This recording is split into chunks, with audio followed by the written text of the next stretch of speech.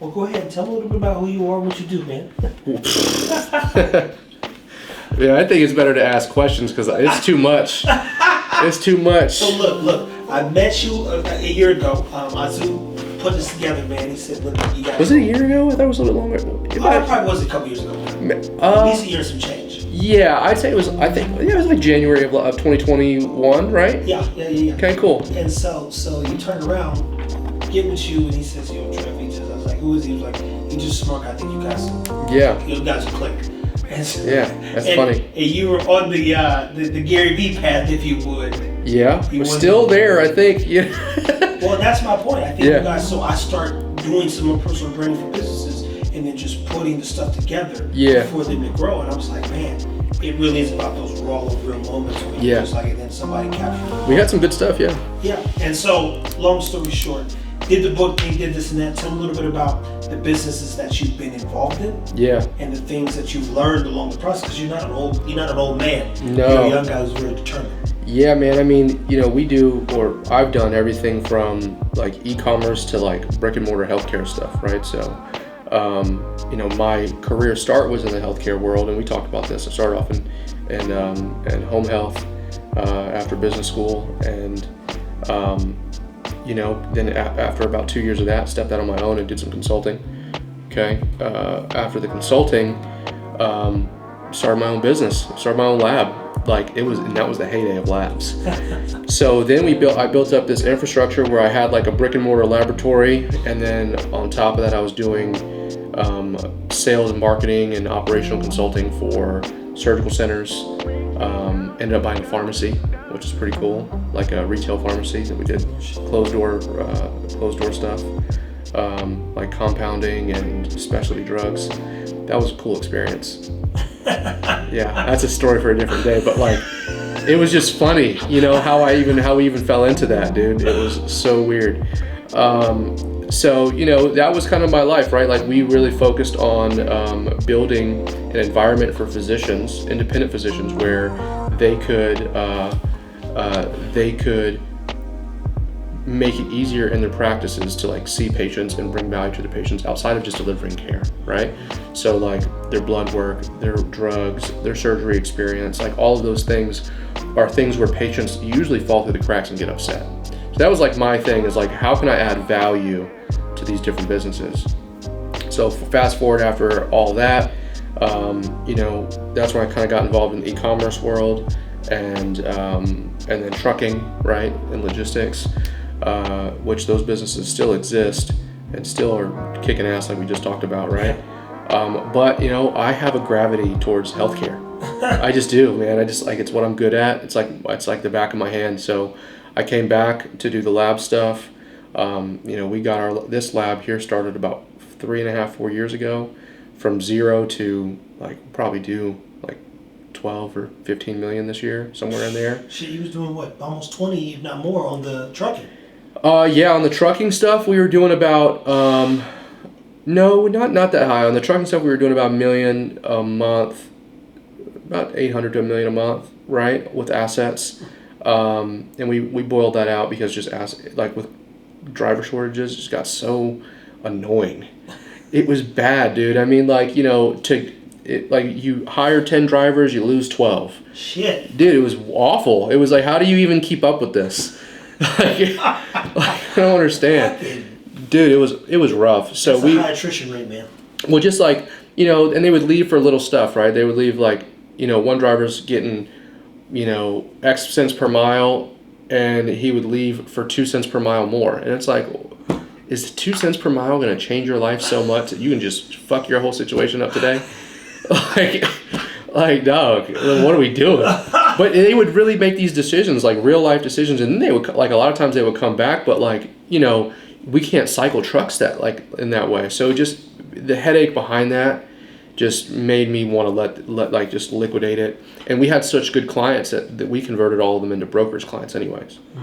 So then it became office work for us, pushing paper. It's a lot easier actually. So a lot easier. But yeah, I mean, like, that's been kind of like my experience, and where I want to head here with the healthcare situation is, what we're focused on is the geriatric market very specifically. So we're doing, mobile laboratory towards, geriatric facilities, whether that's skilled nursing, rehabs, long-term acute care hospitals, you name it. Same thing with the mobile imaging. So we do x-rays, sonos, ultrasounds for those same communities. And then now we have the home health. So we're going to be building out like the ancillary community in a much more meaningful way than I did it before with my previous lab and other services, so that we have a lot more longevity, number one, but number two, we have a sellable product to a hedge fund, right? So just like, you talked about your financial goal early on, our financial goal here is that as we piece together all these little things and we grow them to a certain point, like we know that we can get, an easy $500 million for it, probably in the next 3 to 5. Yeah. Yeah. So we're getting offers on like individual segments of the business right now that are really attractive, but as a whole, but that's the problem, right? Is that, the multiple as an individual component might only be like 3 to 5, right? X of what we want. But as a whole, it's like 7 to 10. So we have to continue to like stay the course. Like, next for us after the home health gets, like I call it the hockey stick, right? So it's like it's growing at the single digits, and then boom, it's going to hit like that double-digit growth, triple-digit growth here soon. Then the next component will be like a pharmacy or a hospice, and kind of do the same thing with that. Once we have that whole environment wrapped up, it'd be untouchable. Untouchable. Dude, it's crazy. It's crazy. Like right now in Dallas, we have of the skilled nursing facilities, or even just post-acute geriatric facilities, we control like 65% of the market. Jeez. It's insane for DFW, right? And so that's the extended DFW, not just the 4-county area. You're talking about like, I think it's like an 8 or 10 county area. Yeah. And if once we open up, so we've got the process here. So once we open like in Austin, San Antonio, Houston, that's just gonna just multiply, because these facilities that we treat or that we take care of, they also have facilities in those markets, right? And so that's why we're trying to button up this here like tightly. Then it's just multiplying. Yeah, that makes sense. Yeah. That makes a lot of sense, man. Yeah. One thing at a time. Collectively, it'll be worth so much more too. Oh yeah, I'm excited, dude. This is one thing like what I consider when you catch something and you can actually execute on it and it's productive. Like a lot of like what you're like the early stages of where you're at right now, it's like catching lightning in a bottle, right? And the question is, how do you harness it? And so we're at the stage where we're harnessing that lightning, and like we can start directing it at things. The power is starting to become real, because now that the hedge funds are calling us, because we're making imprints. Like we're taking business from people that are scratching their heads like, who is this company? We're starting to do things in the market that are really changing the way that people treat old people. Like it's crazy. It's crazy. So brilliant though. It's brilliant though, man. Yeah, man. Shit. Yeah, that's me. I mean, the trucking stuff, you'd obviously have to talk to James a little bit more, because that's his bread and butter. But the real estate stuff too is going crazy, as if it is for everybody though. Yeah. So I don't know if there's anything special that we're doing there, just participating. Well, I've always loved healthcare. I know that there's a lot of bureaucracy involved. It gets very difficult. I know hospitals like Philadelphia are those places that are creating that follow-up so that there's better patient outcomes. Yeah. A lot of people aren't concerned in healthcare. Well, put it like this.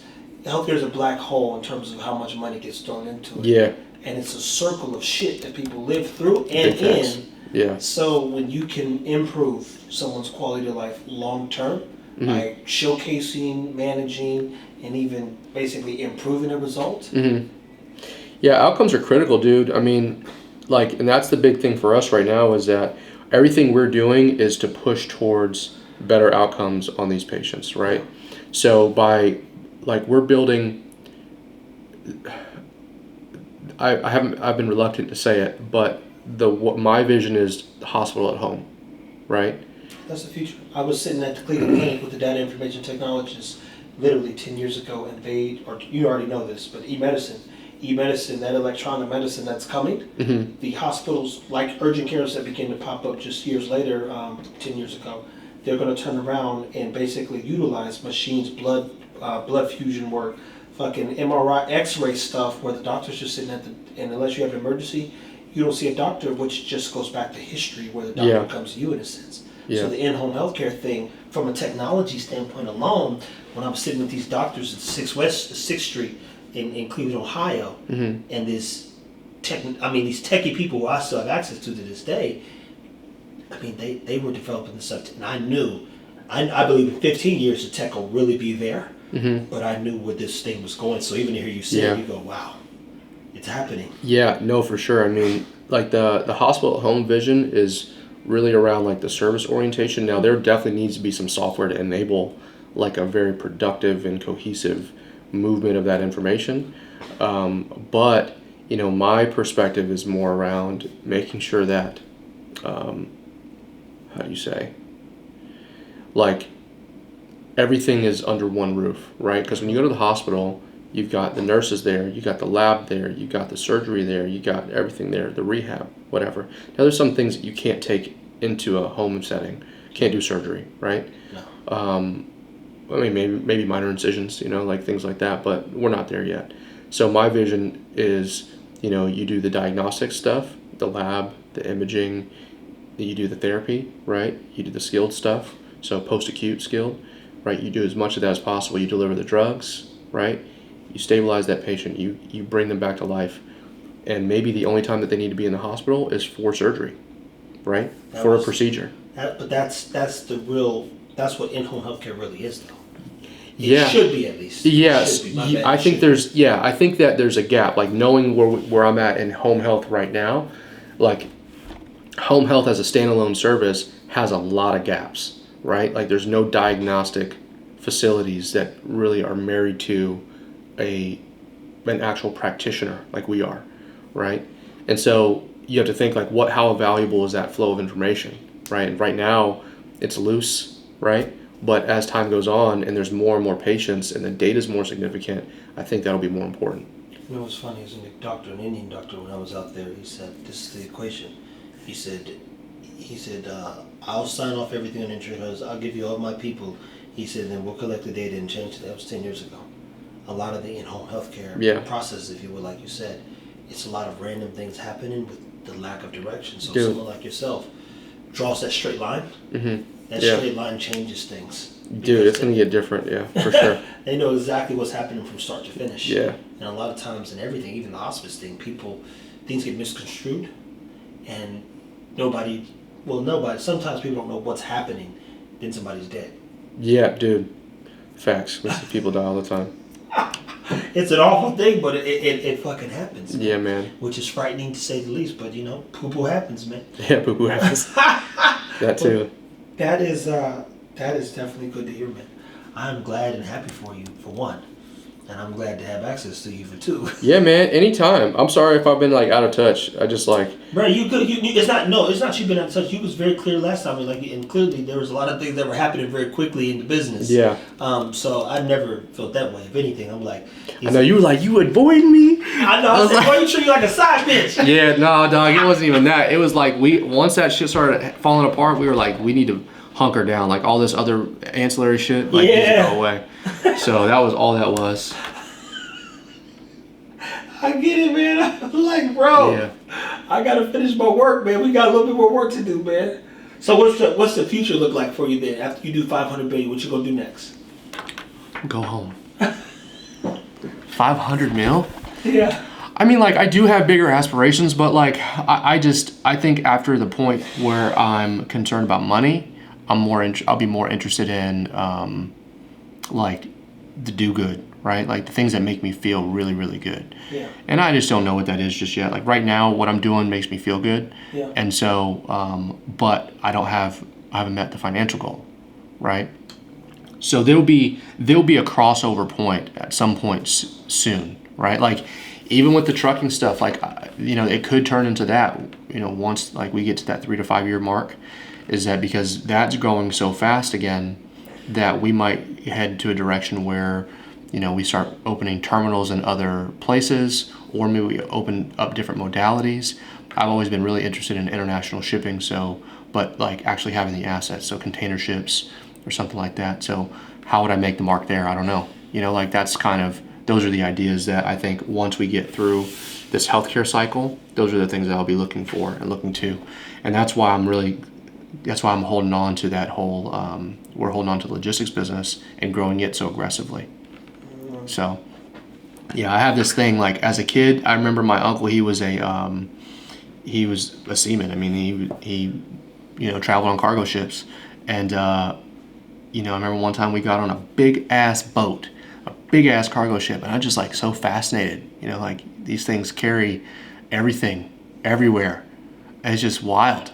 I want a part of that. Yeah, I never saw one until I was at the Bay recently. Yeah. I'm from like no water, no nothing, middle of Kansas City. So when I saw this big ship going under the San Francisco Bridge, the Golden Gate Bridge, massive. I go, what the fuck? And those containers are stacked the fuck up. Dude, it's crazy. It was a sight to see, to say the least. It didn't make me think like you see it in movies, but like you see a container like from that perspective, that fucking thing is huge. Well, see, so to that point, the one thing that always shook me is that, there's, great attractions all over the world, right? And most of them, though, that make you feel small in that sense are God-made, right? But you stand next to a container ship that's man-made, and it makes you feel this, like a speck. You know what I'm saying? Yeah, it's like, yo, what is going on, dude? Like, you got, 1,000 40 by 20 foot containers on there, like, or 40, whatever. It's just huge. It's massive. And like, how? Yeah. It doesn't make any sense. And that's the part that interests me too, even when I was telling you about X-Log, is because he has to get it. He's ordered so much stuff that he's getting a container no matter what happens right now. The containers are, he's got to buy 2 containers, and because it's like a tax that he had to pay, went from 2.5 to 25% because of the new import tax due to all the frustrations people are having. So he goes literally, it added almost $25 to every order, or every one of my calls per se. Dude, yeah, I can imagine. It's crazy. So you see that container, you go, fuck, he's got to put 2 of them bitches. He got to bring 2 of them over just to like make some money. Yeah, dude, that's crazy. Without taking an L, that's fucking bonkers, man. Nuts. Well, that's good, man. Oh, man. That is fucking good. Well, I'm going to cut some clips out of this and send me away too, man. I think it's important for people to see some of the things that you're doing, and even more importantly to kind of like showcase the things that are about to happen. I didn't understand it back then, but then I started getting around people who were like building brands, and some people were doing $100,000 a month just for their brand and going out and like creating opportunities. And then again, we talked about the Gary Vee, Grant Cardone, Tony Robinson, who's been doing it now for years, and these guys are murdering it. And in your real-time experiences is where people could latch on to that information, and then, like, hey, well, what about this one? And then it just more content, man. Yeah, content is king, man. Always and forever. Yeah, always and forever. Always and forever. Well, man, so you've been working out of Cowboy Fit, you say? Yeah, a little bit, man. Look, we about to close this. I'm gonna finish talking to him. People, thank him for his time and his energy, all of his communication. Hopefully, you fucking learned some. Most important. Hope so. I hope I can drop something. You did. You did. I hope.